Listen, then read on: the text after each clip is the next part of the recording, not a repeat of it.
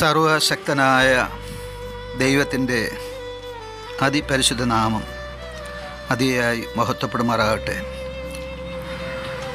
കർത്താവിൽ പ്രിയരെ, നിങ്ങൾക്കേവർക്കും ജീസസ് വോയിസ് മെസ്സേജ് എന്ന പ്രഭാത ദൈവവചന ധ്യാന ശുശ്രൂഷയുടെ പുതിയൊരു എപ്പിസോഡിലേക്ക് സ്നേഹത്തോടെ സ്വാഗതം. അല്പസമയ ധ്യാനത്തിന് ഒരു തിരുവചനം വായിക്കുന്നു. വിശുദ്ധ ബൈബിളിലെ മീഖാ പ്രവചനം 7-ാം അധ്യായം 19-ാം തിരുവചനം. ദൈവം നമ്മോട് വീണ്ടും കരുണ കാണിക്കും, നമ്മുടെ അകൃത്യങ്ങളെ ചവിട്ടിക്കളയും, അവരുടെ പാപങ്ങളെയൊക്കെയും അങ്ങ് സമുദ്രത്തിൻ്റെ ആഴത്തിൽ ഇട്ടുകളയും. കർത്താവിൽ പ്രിയരെ,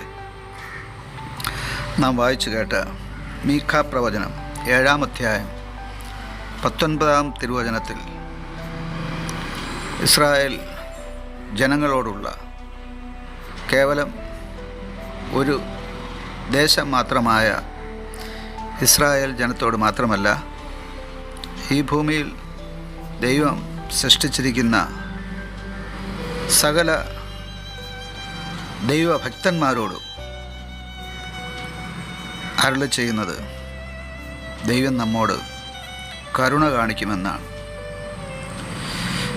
ദൈവത്തിൻ്റെ കരുണ വളരെ വലുതാണ്. ദൈവത്തിൻ്റെ കരുണ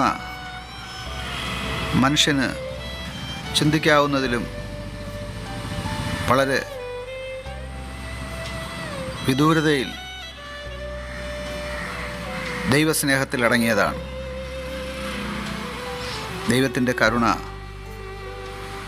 അത് വിലമതിക്കാൻ കഴിയാത്തതാണ്.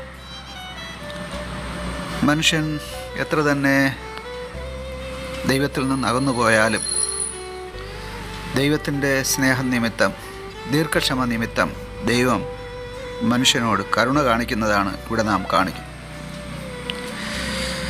നമ്മുടെ അകൃത്യങ്ങളെ, അകൃത്യം എന്നാൽ കൃത്യമല്ലാത്തത്, ചെയ്യേണ്ടത് ചെയ്യാതെ പോകുന്നത്, ചെയ്യാൻ പാടില്ലാത്തത് ചെയ്യുന്നത്, ഇതിനെയാണ് അകൃത്യം അഥവാ കൃത്യമല്ലാത്തത് എന്ന് പറയുന്നത്. ഇങ്ങനെ നമ്മുടെ അകൃത്യങ്ങളെ അഥവാ നമ്മുടെ പാപങ്ങളെ അവിടുന്ന് ചവിട്ടിക്കളയുമെന്നാണ് പറയുന്നത്. മാത്രമല്ല, ഈ വചനം അവസാനിക്കുന്നത് അവരുടെ പാപങ്ങളൊക്കെ അങ്ങ് സമുദ്രത്തിൻ്റെ ആഴത്തിലിട്ട് കളയുമെന്നാണ്. അഥവാ ഇനി ഒരിക്കലും തിരിച്ചെടുക്കാൻ കഴിയാത്ത വിധം നമ്മുടെ പാപങ്ങളെ ദൈവം മറന്നു കളയുമെന്നാണ് ഈ വചനത്തിന് അർത്ഥമായിരിക്കുന്നത്. ഇവിടെ നാം ദൈവത്തിൻ്റെ സ്നേഹത്തെ കാണുകയാണ്. ദൈവത്തിൻ്റെ മനുഷ്യരോടുള്ള കരുതലിനെ നാം കാണുകയാണ്. ദൈവത്തിൻ്റെ കൃപ നാം കാണുകയാണ്. ദൈവത്തിൻ്റെ ദീർഘക്ഷമ നാം കാണുകയാണ്. ദൈവത്തിൻ്റെ അപാരമായ മനുഷ്യരോടുള്ള ആ പ്രിയം, അത് നിമിത്തം നമ്മുടെ പാപങ്ങളെ ക്ഷമിക്കുകയും കരുണ കാണിക്കുകയും നമ്മുടെ അകൃത്യങ്ങളെ നീക്കിക്കളയുകയും ഇനി ഒരിക്കലും ഓർക്കാതെ വണ്ണം നമ്മുടെ പാപങ്ങളെ സമുദ്രത്തിൻ്റെ ആഴത്തിൽ ഇട്ട് കളയുമെന്ന് പറയുമ്പോൾ ആ ദൈവത്തിൻ്റെ കരുണയും സ്നേഹവും ദീർഘക്ഷമയും കൃപയും എത്ര വലുത് എന്ന് നാം ചിന്തിക്കണം. അതേ പ്രിയമുള്ളവരെ, സ്വന്തം പുത്രനെ നമുക്ക് വേണ്ടി നൽകുവാൻ തക്കവണ്ണം പിതാവായ ദൈവത്തെ പ്രേരിപ്പിച്ചത് നമ്മോടുള്ള ദൈവത്തിൻ്റെ സ്നേഹമാണ്, ദൈവത്തിൻ്റെ കരുണയാണ്, ദൈവത്തിൻ്റെ കൃപയാണ്. നമ്മുടെ പാപങ്ങളെ ഓർത്ത് ദൈവം നമ്മെ ശിക്ഷിച്ചാൽ, അഥവാ മനുഷ്യൻ്റെ പാപങ്ങളെ ദൈവം ഓർത്ത് അതിനൊത്തവണ്ണം മനുഷ്യരെ ശിക്ഷിച്ചാൽ ഈ ലോകത്തിൽ എത്ര പേർ നിലനിൽക്കും? ഇത് വളരെ ഗൗരവപൂർവ്വം ചിന്തിക്കേണ്ടുന്ന ഒരു കാര്യമാണ്. നാം ഓരോ ദിവസവും മനസ്സാ വാച കർമ്മണ ചെയ്യുന്ന പാപങ്ങൾ, അഥവാ നമ്മുടെ മനസ്സുകൊണ്ടും നമ്മുടെ വിചാരങ്ങൾ കൊണ്ടും നമ്മുടെ നിരൂപണങ്ങൾ കൊണ്ടും നമ്മുടെ കർമ്മങ്ങൾ കൊണ്ടും ചെയ്യുന്ന പാപങ്ങൾ, അവയൊക്കെ ഓർത്ത് അതിനൊത്തവണ്ണം ദൈവം നമ്മോട് പ്രവർത്തിച്ചാൽ അഥവാ ശിക്ഷിച്ചാൽ ഈ ഭൂമിയിൽ ആർക്കും നിലനിൽപ്പില്ല എന്നുള്ളതാണ്. അതുകൊണ്ട് തന്നെ ദൈവം തൻ്റെ സൃഷ്ടിയോട് കരുണ കാണിക്കുന്നു, ദയ കാണിക്കുന്നു, കൃപ കാണിക്കുന്നു, ദീർഘക്ഷമ കാണിക്കുന്നു. നമ്മുടെ പാപങ്ങളെ മറക്കുന്നു, ക്ഷമിക്കുന്നു.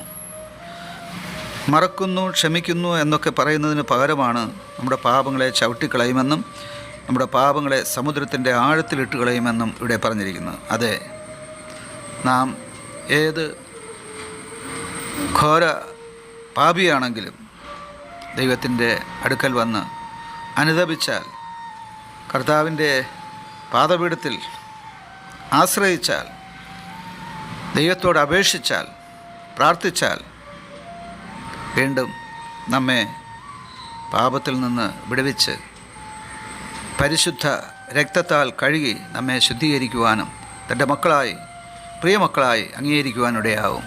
ആമേൻ.